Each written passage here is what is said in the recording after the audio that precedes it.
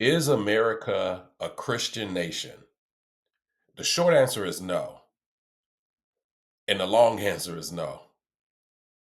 Today, we're going to focus on how it started, and then there's going to be another video about how it's going now. But to answer your question, answer that question, no.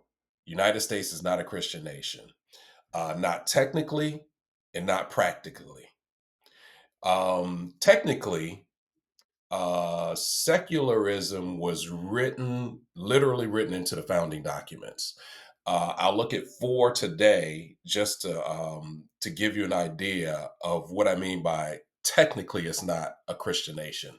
So if you look at four different documents, the First Amendment is a document, and it says specifically, Congress shall make no law respecting an establishment of religion or prohibiting the free exercise thereof.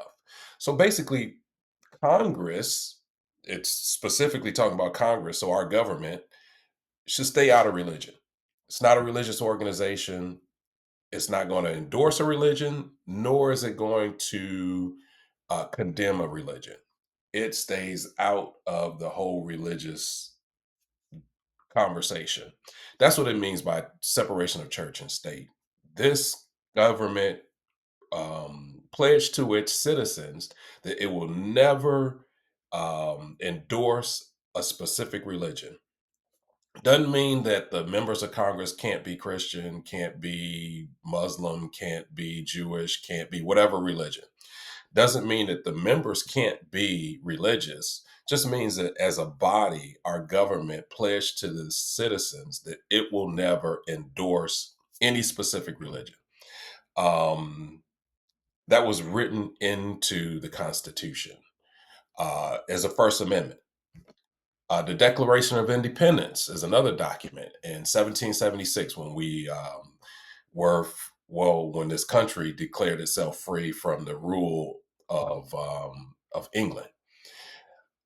It mentions a creator um, and nature's God, but these terms reflect Enlightenment deism more than Christianity. So it acknowledges that the people who wrote it believed that there was a creator, and it does acknowledge that there's a superior being, but it didn't get specific about who that was. Was it Allah? Was it God? Didn't give him a name. Just just like anybody, most people on this planet believe that the world was created by something much greater than who we are. Doesn't mean that you believe that that's the Christian God. So the Declaration of Independence did not. It kept in line with the First Amendment. It did not endorse any specific religion as the religion of this country. Another document, the U.S. Constitution, in 1787, the Constitution was written in 87. It makes no reference to God or Christianity. Instead, it begins with "we the people," establishing authority from citizens, not a religious mandate. So, and if you look at the history of our country, the reason why people came over here, one of the reasons why people came over here was religious freedom. The England had done the opposite of this. They endorsed a specific religion, and if you weren't in that religion, then you couldn't be a part of the ruling class or the movers and shakers. You had to be a part of that religion in order to make it in their society. And so they wanted to, when the people who came over here wanted something different, regardless of what my religion is, I can still participate in the ruling class of this new land. And so that's what they wanted to make sure that there was no religion that dictated who could be a part of the ruling class in this country. And I'm bringing all this up because in another video I'll talk about the movement that our if you see, look at the leaders of today, they're trying to push us back to, you can't be a ruling class here.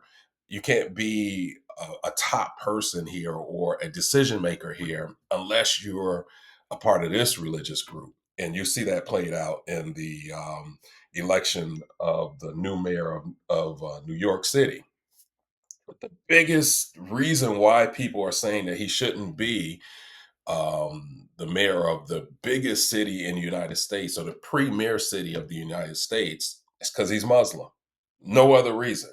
But in our founding documents, it says that this country does not endorse any particular religion. Doesn't mean that people can't be religious, just doesn't endorse any particular religion. And the fourth document, and probably the one that's where it's spelled out the most and clearest, is in the Treaty of Tripoli in 1797. So this is after the country has already been established for about 20 years. We made a treaty with another country, and in that treaty, approved unanimously by the United States Senate and signed by President John Adams, it states the government of the United States of America is not in any sense founded on the Christian religion. It's in the document. People are saying now that you hear a lot of politicians say this country was founded on the Christian faith or the Christian principles. It wasn't. We have a document that specifically says in our government, the President of the United States, the Congress of the United States, unanimously agreed on this statement. I'll say it again.